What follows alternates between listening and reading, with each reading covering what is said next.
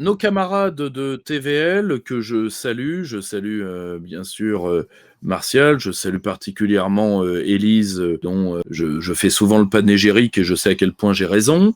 Et c'est d'ailleurs une vidéo d'Élise Blaise, qui est quand même certainement la meilleure journaliste du camp national. Une vidéo que j'ai vue, vu que je l'ai vue grâce à une autre plateforme qui est Odyssée, où elle était face à l'avocat Divizio, qui est donc avocat spécialiste de la santé, et qui est entre autres l'avocat de Didier Raoult du Grand Panoramix de Marseille. Je rappelle qu'il y a déjà eu la même affaire avec blocage ensuite de la possibilité d'émettre des vidéos il y a quelques semaines, quelques mois, avec le professeur Perron. Il est évident que c'est absolument détestable de la part de YouTube de faire ça. J'envoie toute ma considération et mon affection à mes camarades. Je sais qu'ils vont rebondir techniquement parce que c'est des bons. Donc voilà, je voulais juste profiter de cette sinistre affaire parce que, je le dis sincèrement, il n'y a rien d'attaquable dans les propos de Division. C'est un avocat à la voix au perché, qui est d'ailleurs un homme intellectuellement intéressant. Il a une dialectique qui est intéressante.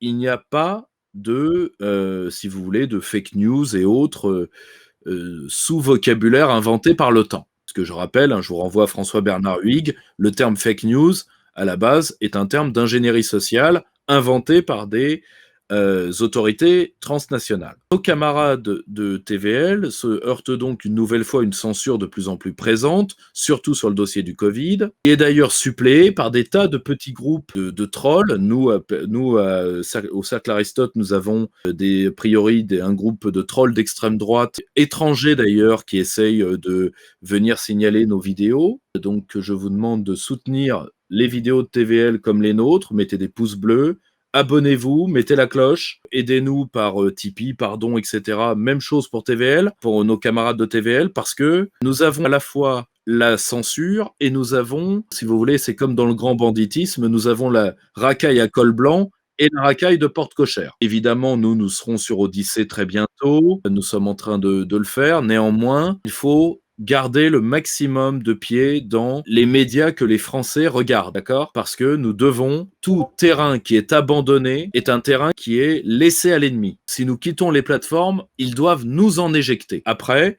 et je pense que les partis souverainistes, les partis, ce que j'appellerais alter-systémiques, comme le Front National, n'auront jamais de volonté de faire une liberté d'expression pleine et entière. Mais je donne une idée à mes amis souverainistes. Le temps de créer une vraie souveraineté numérique française, je leur demande de donner un premier amendement à la française, justiciable par tout citoyen, pas uniquement par les victimes, mais justiciable par tout citoyen, contre n'importe quel type de censure, hors, bien évidemment, diffamation ou atteinte à l'honneur, mais qui, elles, ne sont quasiment jamais sanctionnées, dont on pourrait user contre n'importe quel type de censure, qu'elle soit prise par une entité publique et encore plus par une entité privée, et qui verrait des condamnations lourdes. Ça donnerait la possibilité de créer des class actions à la française, donc des procédures collectives, et ça nous permettrait de faire respecter un premier amendement à la française. Merci beaucoup.